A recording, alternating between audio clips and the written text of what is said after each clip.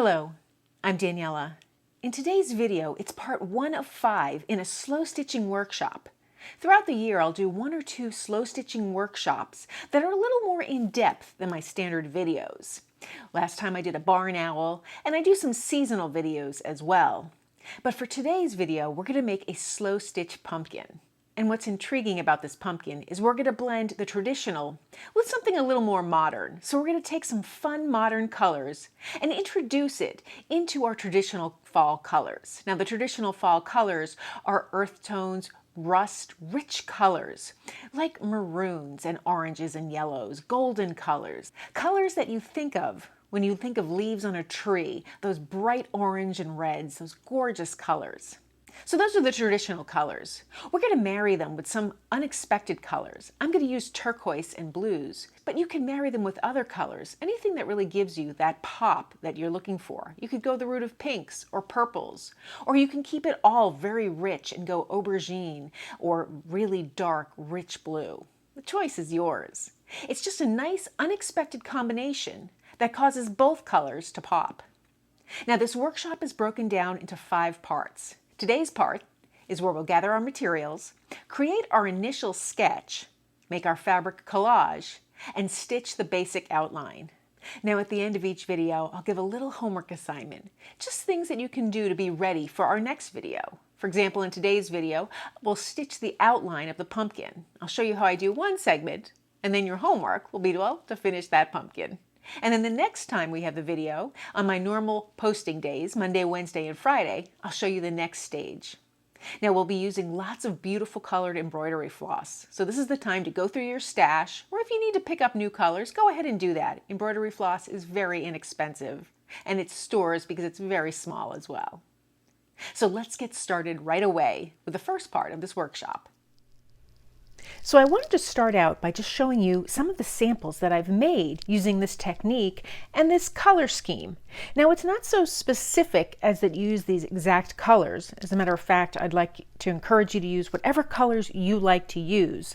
This is just an idea to use very unusual, somewhat untraditional colors for fall. So it's always based off of a traditional color scheme, which are those warm reds and yellows and oranges. Just think of whatever colors pumpkins naturally come in. Those are the typical fall color schemes. But you might want to change that a little just by playing with it. I'm going to introduce blues and turquoises, but you might want to take it a little further and go with some really rich purples or even some really bright pinks. It's totally up to you. What we're going to do is start in today's video by gathering our supplies, creating our initial sketch, and stitching this outline. And then for the next few videos, we'll add to our piece. Depending on the size that you make your piece, you'll get a different result and a different feel, and it will also require different amounts of thread and so forth. So let's start by just taking a quick peek at some of these samples. So this is a page from one of my fabric books. Now what I did was I took the page and I wanted to fill it with that pumpkin. So I made a pumpkin. I used all 6 strands of embroidery floss for all of this because I really like that thickness, that chunkiness, and for the size of the page, I thought it was rather appropriate. On the back, you can see all my work and all my stitching. And again, this is the back of an old quilt, so you see that it's coming up in parts, but I did salvage it somewhat. I used different colors of the blues here to give that effect. There's only a hint of like this sort of turquoise blue in the center for the highlight, but then the outer edges where the shadow would be, where I'm actually painting with threads, is that dark blue. And so I really like the way that looked, particularly with that border of that pumpkin. It's a very simple, kind of rustic sketch of a pumpkin, but it's very effective. You have the stem. I used a little more of the blue highlights for the shadow. And then I just added a little foliage in our traditional colors. So it was really a fun effect. Now, if you didn't want to make something quite so large, that's totally fine. This project is designed so you can make any size you like. I made 2 smaller ones here and here. And instead of using foliage on this one, I just used the colors from some fabric collage and some trim here.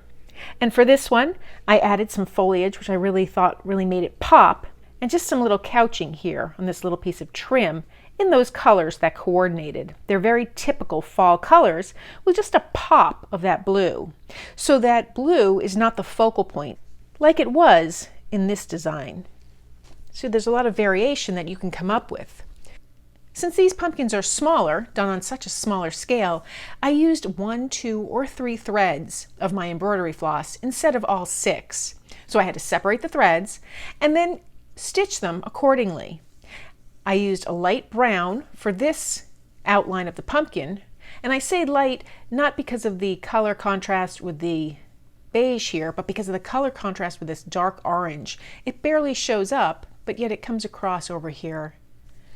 Over here I used a darker brown, and I just love the way that's so vibrant. So it's a different style and a different feel. Some people will prefer the more subtle approach, and some people will prefer the more bold approach. So let's get started creating our piece. In today's video, we're going to make our sketch, create our first layer, and do the fun part, choosing our fabrics and threads. So for here, I was debating on what size piece I wanted for my background, and I think I'm going to go with this size. This is a 6 by 7.5 inch piece, and I can use it in my fabric books, or I can just use it as a wall hanging or something to start with. And this one's more like a fabric charm, like those little ones we saw. And when deciding on my color scheme, I know I wanted to use some traditional colors, but I wanted to really play with the unexpected colors.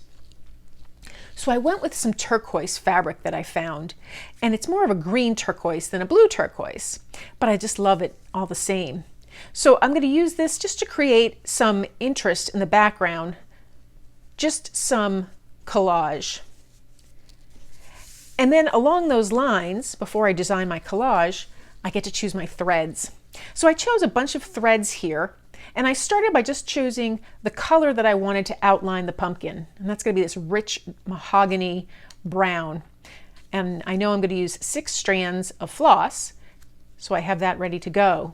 And then I just played around with some of the colors that I wanted to use. Now I took a skein of the color that kind of matched that background because I like to incorporate that. I think it gives it a cohesive look. I took my traditional colors, this beautiful rust color, something a little lighter, so I have 2 colors very close together there, and my beautiful vibrant oranges, and I have 2 of those together. Now for my favorite color that I get to work with here is this green turquoise. I chose 2 that were fairly dark, and then I went lighter. In many cases these 2 are very close together, but when you put them all together, I just think they pop. These colors make these colors pop, and so on. I also have some beeswax here that I'm going to use to pull my strands through, because a lot of this thread is like has a matte finish. It's not the satiny finish that I really like from the DMC. This was some thread I had in my stash that is more matte, and it almost feels dry on the hands. So the first thing I want to do now that I've selected my pieces is I want to create that collage background. I'm going to do it very simply, and I'm just going to pin it down into place. So I'll choose my fabrics here. I just want something of interest. That's the whole point of this collage. So I'll play around creating different pieces and making interesting shapes.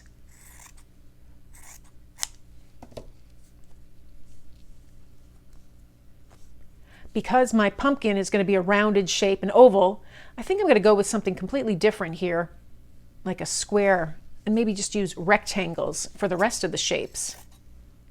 But when you do your piece, consider the different things you'd like, the different aspects. So I like the way that looks. I'm just going to put in 3 little pins, 1 for each. I'm not going to stitch it in place yet, but if you prefer that rather than working with the pins, feel free to do that. You can also add a little glue stick on the back, just a little tiny dab of glue to hold it in place, but I'm just going to use these pins. So now from here, I want to create my sketch. The pumpkin sketch is very simple, and a lot of people get a little nervous about doing it. I like to just jump right in and write on my fabric. This is a heat erasable pen, so if I don't like the way it comes out, worst case, I can just iron it and start again. The way I want to create this piece is to create the center of my pumpkin first, and that's going to be the part that's closest to me. So I'll just kind of sketch an oval right along all the pieces of fabric that it will cover.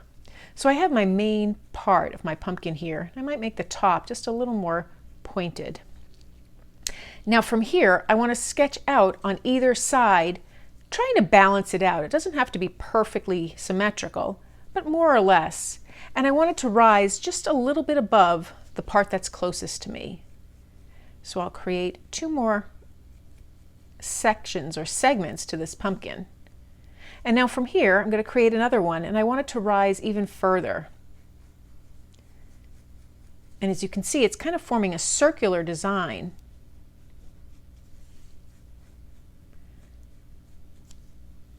So I have all my segments of my pumpkin. Now I'm going to have some segments in the back, but I'm going to work on those last. Right now I want to add a stem. Make it a nice tall stem with a little bit of a bend in it. And I like if it comes down to a point. And from here, I like there to be a little part of the stem that matches up to the segments. So I'll just review those segments. If I didn't finish a segment over here, I'll just really sharpen it up with my pen and just continue this behind, making these almost little U shapes, these curves.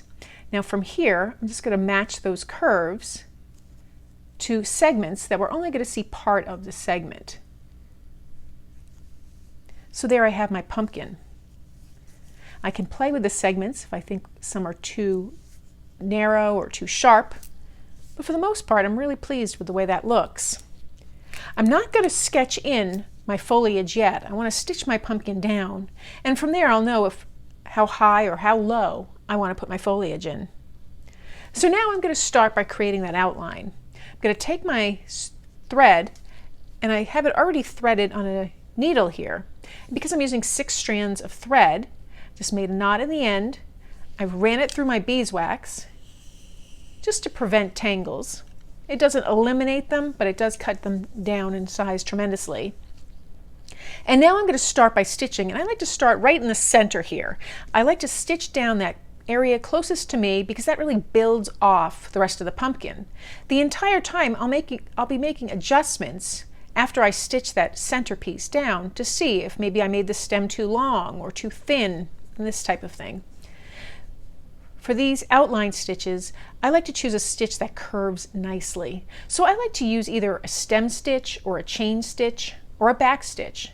But don't let that stop you from using another stitch if that's what you prefer. So I'm going to start at the top here and create a split stitch, which is another good stitch to use when wanting to make an outline or a rounded curve. So I'm just going to come up, create a little stitch, maybe a 1/4 inch long or a little bit less. Pull it snug but not too tight, and then I want to come up through that stitch. So I'm actually splitting the stitches. If you don't want to use all 6 strands of thread and you still want to make a split stitch, then just use an even number. And that way you can split the stitch nicely. I'm going to go another 1/4 inch, stitch it down, come up again, splitting that stitch, and I'll continue this all the way around this first segment of the pumpkin. I'll show you when the first segment is completed because it'll be a very interesting effect. By doing this stitch, I can make a nice gentle curve. If my stitches aren't perfect, if for some reason I create an angle, that's not going to be a problem. There are going to be so many stitches on this design that there'll be a lot of room for forgiveness.